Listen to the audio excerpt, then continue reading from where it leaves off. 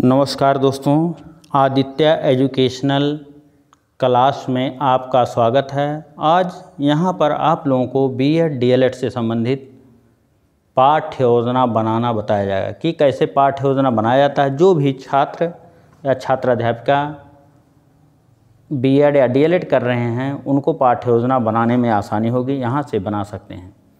सबसे पहले ऊपर हम लिखते हैं आदर्श पाठ्य योजना। उसके बाद संस्था का नाम, जिस संस्था में आपको शिक्षण कार्य करना है उस संस्था का नाम लिखेंगे, जैसे यहाँ लिखा हुआ है। छात्राध्यापिका का नाम या छात्राध्यापक का नाम, जो आपका नाम होगा, नाम यहाँ अंकित करेंगे।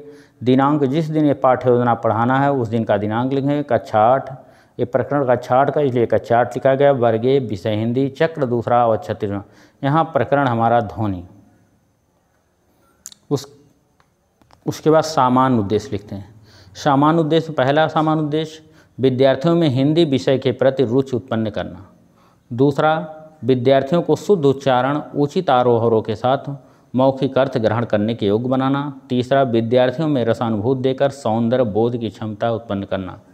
चौथा, विद्यार्थियों में काव्य के प्रति रुचि तथा प्रेम जागृत करना। पाँचवां, विद्यार्थियों में तर्क वितर्क का शक्ति का विकास करना। उसके बाद विशिष्ट उद्देश्य, ज्ञानात्मक उद्देश्य, विद्यार्थियों को ध्वनि कविता का अध्ययन, अर्थ एवं महत्व को बताते हुए उसका ज्ञान कराना। भावात्मक उद्देश्य, छात्रों में आत्मनिर्भरता की भावना का विकास करना। क्रियात्मक उद्देश्य, विद्यार्थी कविता का अर्थ को समझकर उसका अपना जीवन में उपयोग कर सकेंगे। सहायक सामग्री, कक्षा उपयोगी सहायक सामग्री। उसके बाद पूर्व ज्ञान, छात्र ध्वनि कविता के बारे में सामान्य जानकारी रखते हैं। फिर प्रस्तावना के प्रश्न, क्रम संख्या, प्रस्तावित प्रश्न, संभावित उत्तर। प्रस्तावना का यहाँ पहला प्रश्न, बच्चों तुम्हारे देश का नाम क्या है? तो छात्र बताते हैं हमारे देश का नाम भारत है। दूसरा प्रश्न, हमारे देश में देश भाषा में कौन कौन सी भाषा बोली जाती है? हमारे देश में कौन कौन सी भाषाएं बोली जाती हैं? तो छात्र यहाँ बताते हैं हमारे देश में हिंदी, अंग्रेजी, मराठी, उर्दू आदि भाषाएँ बोली जाती हैं। तीसरा, हम अपनी भाषा का आदान प्रदान किस माध्यम से करते हैं? तो छात्र यहाँ समस्यात्मक प्रश्न हो जाता है, या छात्र कुछ बताते हैं, मौन हो जाते हैं। उसके बाद उद्देश्य कथन। उद्देश्य कथन, बच्चों आज हम लोग निराला जी द्वारा रचित कविता ध्वनि का अध्ययन अध्यापन करेंगे। उसके बाद प्रस्तुतिकरण, अध्ययन अध्यापन की सुविधा की दृष्टि से प्रस्तुत पाठ को ध्वनि को 2 सोपानों में बांटकर अध्ययन करेंगे। प्रथम सोपान, संकेत, अभी ना होगा, खाली स्थान, ... प्रत्यूष मनोहरा। आदर्श वाचन, छात्राध्यापिका प्रस्तुत पाठ का कक्षा में खड़े होकर उचित आरोह अवरोह के साथ आदर्श वाचन करेंगी। उसके बाद अनुकरण वाचन, छात्राध्यापिका कुछ छात्रों से प्रस्तुत पाठ का अनुकरण वाचन कराएंगे। फिर कठिन निवारण के शब्द, एक तरफ शब्द फिर अर्थ। मृदुल माने कोमल, पात माने पत्ते, गात माने शरीर, कर माने हाथ, निद्रित माने सोया हुआ, प्रत्यूष माने प्रातःकाल या सूर्य, मनोहर माने सुंदर। अब यहाँ छात्राध्यापिका द्वारा प्रस्तुत पाठ का कठिन शब्दों का निवारण करते उसकी व्याख्या कर दी जाती है। फिर मौन वाचन, छात्राध्यापिका छात्रों को मौन वाचन का निर्देश देंगी और स्वयं घूम घूम कर कक्षा कार्य का निरीक्षण करेंगी।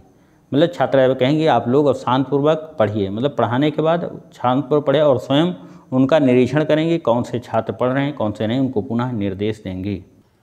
उसके बाद विचार विश्लेषण के प्रश्न। पहला प्रश्न, कवि को ऐसा विश्वास क्यों है कि उसका अंत नहीं होगा? दूसरा प्रश्न, हार एवं निराश लोगों के मन में कवि क्या भरना चाहते हैं? तीसरा, सूर्य के उदय होने से किसमें जान आ जाती है? फिर द्वितीय सोपान। द्वितीय सोपान में संकेत, पुष्प पुष्प ... होगा मेरा अंत। मतलब स्टैंजा है जिसका शिक्षण कार्य करना है। फिर आदर्श वाचन, छात्राध्यापिका प्रस्तुत पाठ का कक्षा में खड़े होकर उचित आरोह अवरोह के साथ आदर्श वाचन करेंगी। अनुकरण वाचन, छात्राध्यापिका कुछ छात्रों से प्रस्तुत पाठ का अनुकरण वाचन कराएंगी। फिर कठिन निवारण के शब्द, एक तरफ शब्द फिर अर्थ। पुष्प माने फूल, तंद्रालय माने नींद से बोझिल, लालसा माने क्षुधा, सहर्ष माने खुशी से, अनंत माने जिसका अंत ना हो।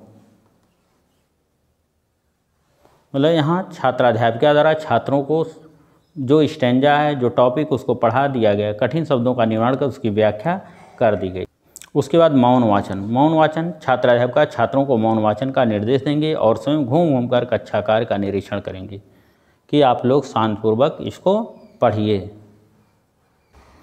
फिर विचार विश्लेषण के प्रश्न। फूलों को अनंत तक विकसित करने के लिए कवि कौन सा प्रयास करता है? दूसरा, कवि पुष्पों की तंद्रा और आलस्य दूर हटाने के लिए क्या करना चाहिए? उसके बाद पुनरावृत्ति के प्रश्न। पुनरावृत्त प्रश्न पूछने का उद्देश्य होता है जिससे पाठ की पुनः आवृत्ति हो जाए। पहला प्रश्न, कवि को ऐसा क्यों माना गया? कवि को ऐसा विश्वास क्यों है? दूसरा, निराला का जन्म कब हुआ था? तीसरा, निराला का जन्म स्थान कहाँ है? उसके बाद गृह कार्य दे दिया जाता है कि आप लोग इसको घर से लिखकर लाना है।